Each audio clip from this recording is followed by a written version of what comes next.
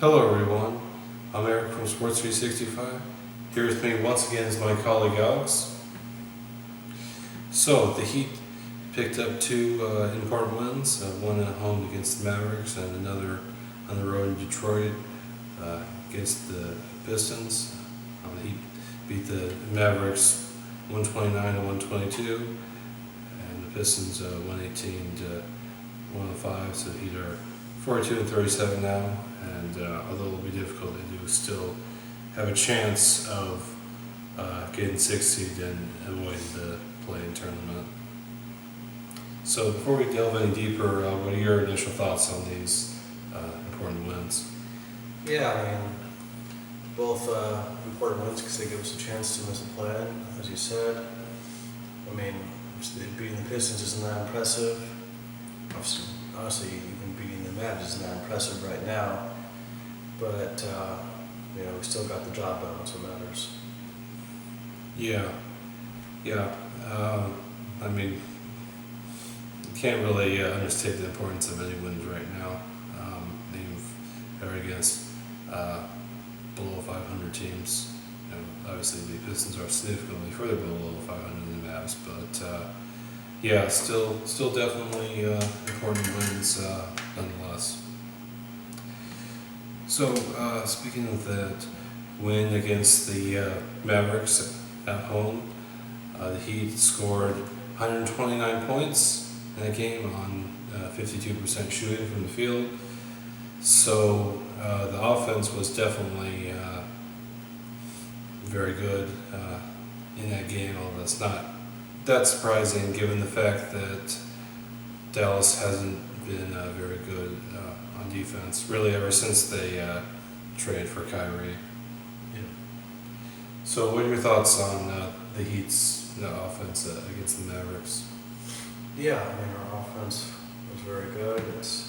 As you said, the Mavs haven't exactly been great on defense, but we were definitely able to take advantage of the defensive problem as well.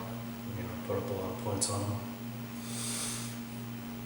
Yeah, as you said, the Mavericks haven't been very good on defense, especially since making the Kyrie trade.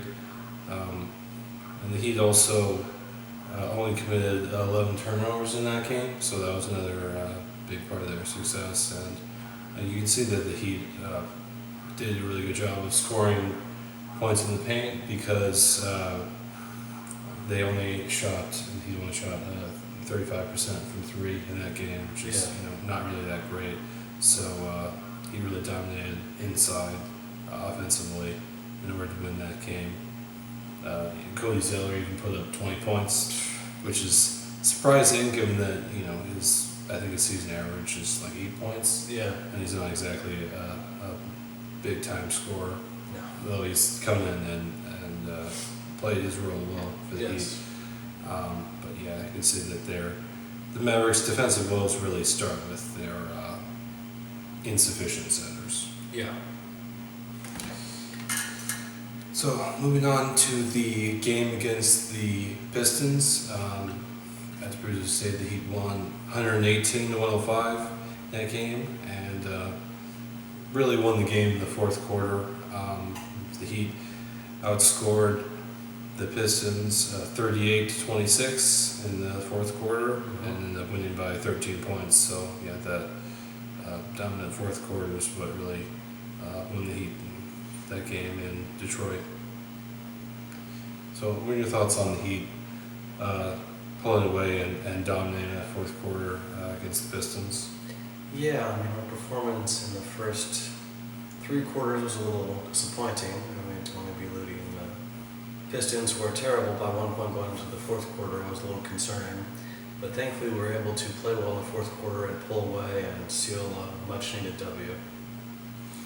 Yeah, it was good to see that they were still able to get the job done, although obviously when you're playing a team as bad as the Pistons, you'd prefer that to be a more comfortable win. But all wins count regardless. And Jimmy really stepped up in the fourth quarter of that game, scored a lot of his points in the fourth quarter. And I think Defensively, also the Heat were much better. In that quarter, only allowing 26 points for the Pistons. So he really stepped up just overall, but especially offensively, in order to close out that game and win. Yeah.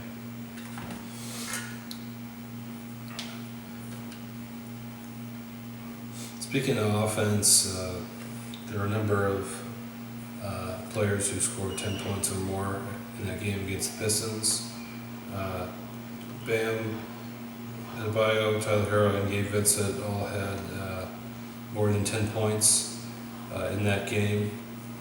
And it was good to see that because the Heat have had more than a few games where they struggle to win or lose because they don't get much offensive production outside of Jimmy, Bam, and Hero. Mm-hmm. So we think of the more well-rounded scoring game against the Pistons. Yeah, I think the more well-rounded scoring definitely bodes well for the future. Makes me think that, I don't know, I'm trying to be optimistic, but if we do miss the play-in, maybe we could even win a first-round playoff series if we have, a lot of different players scoring and performing. Obviously, that's a lot more sustainable and reliable than just having one player occasionally go off. So hopefully we can continue playing like that. Yeah, as you said, definitely bodes well for the rest of the regular season and then going into the playoffs. Obviously, even in last season's playoffs when he made it all the way to the Eastern Conference Finals, there was quite a difference in scoring if you just look at the raw numbers between Jimmy and everyone else on the team. And that's part of the reason why the Heat weren't able to go further in the playoffs. Yeah. A big reason why. So yeah, definitely have to see more of that for the Heat to have a chance of avoiding the play-in and also possibly have a chance of making a first round upset against the Sixers in the first round. Yeah. So speaking of the upcoming playoffs, the Heat have to go 3-0 for the rest of the season in order to get the 6th seed and win those games. It's actually tonight in Philadelphia against Sixers, which is obviously going to be a difficult game to win. Heat are 1-1 against the Sixers, one close game, and then lost a not so close game against them. So definitely showing that they're able to beat this Sixers team. They'll be very difficult with. Embiid playing at an MVP level, which he definitely is this season. So it'll definitely be tough. So what are your thoughts on the Heat's chances of getting 6th seed? Yeah, to be honest, I doubt it's going to happen. I mean, not only do we have to win all our remaining games, but the Nets also have to lose all their remaining games, including a game against the Magic, which I think they'll win. So I think we'll probably end up in the play-in, unfortunately. Yeah, well, yeah, as you said, it's not just down to the Heat. I mean, even if the Heat win all 3 of their remaining games, which is going to be tough, the Mavericks also have to lose both their remaining games, and I just had one of those games against an Orlando Magic team that's not really that great, that has a losing record. So, yeah, it's definitely going to be difficult, and if he can't avoid the play-in, I'd still expect them to actually qualify for the playoffs for sure, but I don't see the Heat making it past the first round if they have to play the Celtics in that series. I just don't think the team is anywhere near good enough to beat that Celtics team 4 times in 7 games, especially given the fact that the Heat haven't been great on the road and obviously wouldn't have home court advantage in that series. Yeah. Well, there you have it. 2 important wins for the Heat against the Mavericks and Pistons, so the Heat still have a chance of getting the 6th seed. It'll be difficult because they have to win all their main games and they just have to lose all their main games.